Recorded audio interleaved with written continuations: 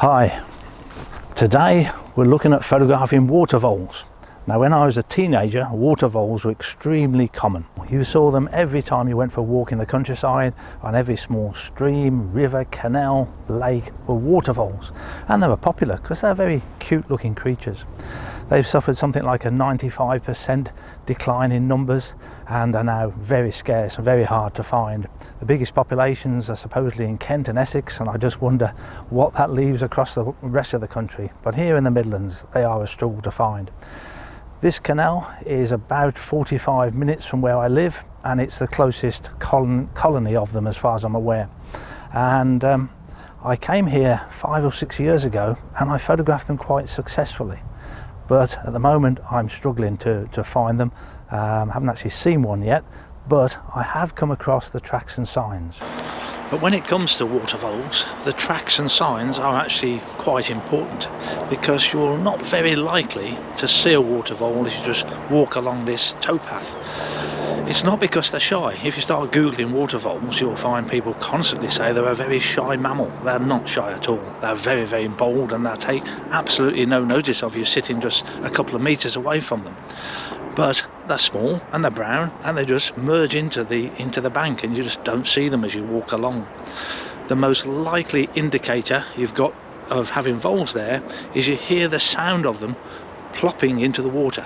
They jump off the bank into the water. It's like a small stone going into the water, and a plopping sound. And then you look down and you see the bubbles from the air escaping from their fur as they swim underwater. So you know you're looking at a water vole whenever you see that. Water vole holes are not difficult to spot, and some of them have a very well defined lawn area where the vole has been grazing the grass. You can see the size of the hole relative to my hand. Water vole drop-ins are often left in very prominent places on rocks and logs, and in this reed bed there are several stumps where they often leave the drop-ins. They're quite distinguished. They're usually dark in colour, torpedo shaped, and about a centimetre in length. I'll just make another couple of points about drop-ins that you won't read everywhere. First of all, I don't go looking for them after a lot of wet weather, because the rain will soften the drop-ins and then wash them away. So you really want 2 or 3 days of dry weather before you'll start to see the drop-ins. And the second thing is, do water voles still leave drop-ins like they used to? I know that there's nowhere near so many voles, so you wouldn't get so many drop-ins, but even where you know there's water voles, you don't find the drop-ins like you used to. They're not there in the same numbers. So on this particular stretch of canal, which is about a 10-minute walk away from where I photograph them, I come across a few drop-ins, but not many. But 10 minutes up there where I take the pictures, haven't seen any drop-ins there for ages. And I just wonder, is this evolution in action? So that water voles that leave drop-ins, drawing attention to themselves, get predated, and water voles that don't leave drop-ins aren't getting predated so much. Anyway, I don't see water vole drop-ins in the same numbers that I used to, even when there's a healthy colony of them. Certainly when I was here 5 or 6 years ago photographing them, they were a lot more numerous. In the 10-15 minute walk from where I parked the car, I would pass 2 or 3. As long as I came early morning, late evening, which is when they're most active. They can be active in the middle of the day, but more active at the 2 ends of the day. But this year I don't see any when I get here. The other thing we've got to do is provide them with some apple. They love apples, they pick up the scent of it, so you just break off a couple of small bits, just put them outside the hole, and they will find that quite quickly, hopefully. So water voles, no need to worry about a hide, no need to worry about the wind direction. They've got a very good sense of smell apparently, but they don't seem to pick up the human smell and feel threatened by it, so I could sit in any direction.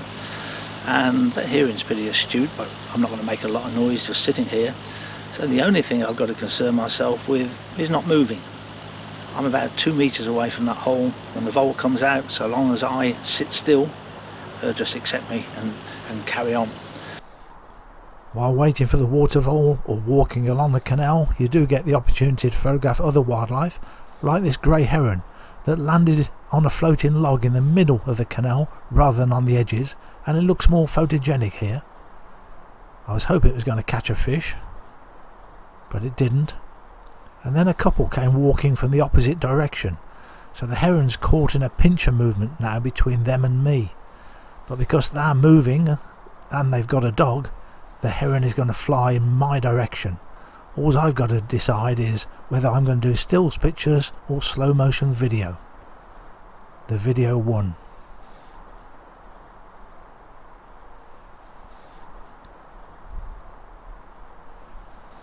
Back at the water vole hole, there's a bit of movement underground.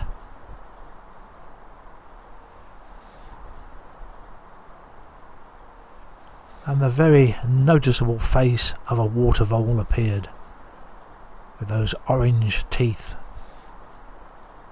He can smell the apples, and he will be very tempted to come out and eat them. Water voles don't hibernate in the winter, but they do slow down, and they don't come above ground so often. So in their burrows they do store a lot of food. So sometimes they take the apple down, and sometimes they sit there and eat it.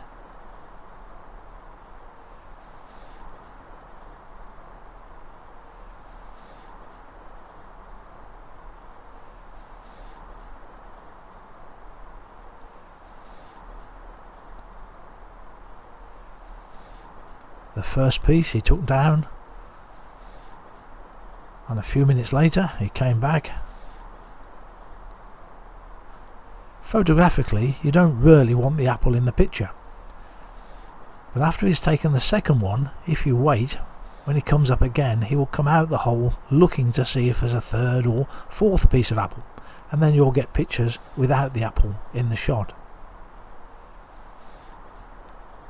But if he stays to eat it like this, then you've got to wait until there's only a very tiny bit of apple left and it's hidden in his paws where you can't really see it.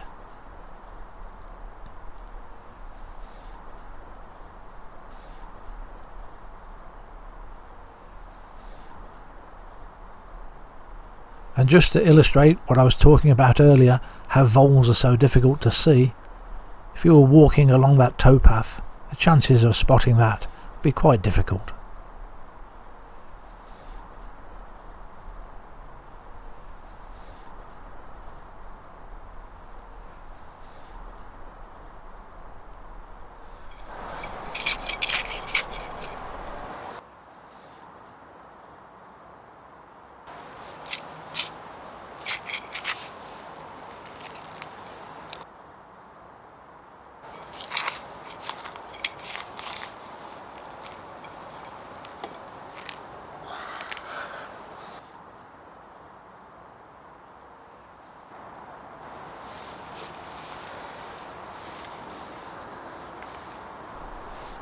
I want pictures of the water vole by the water, so I've put a plank in there covered in some soil and put a bit of apple on top and encourage him to climb up on that little mound.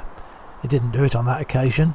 You create a bigger island and you can always hide the apple away in the soil. But then you change that. You put a branch out. Now you've got a bigger problem. How do you hide the apple? Well, the first thing to do is just to get the vole coming on a regular basis. Once you've got him coming in, then you can worry about hiding the apple afterwards.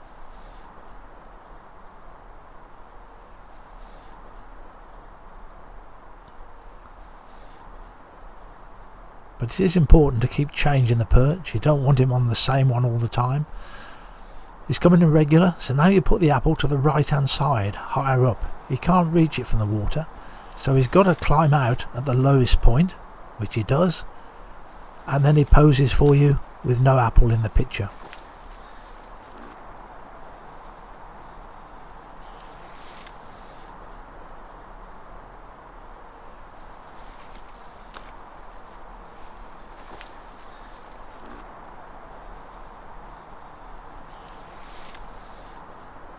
So you've now got him coming in on a regular basis, and now you can start to think about what sort of photographs you want.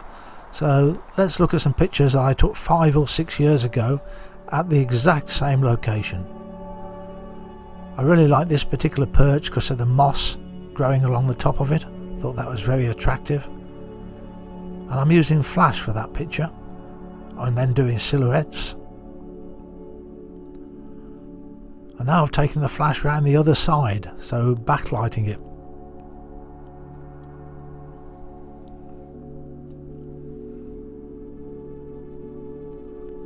and a piece of grass on top of the plank again.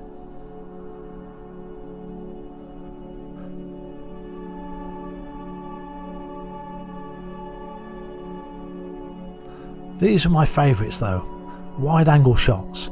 I've got the camera in the water and I'm firing it by remote control.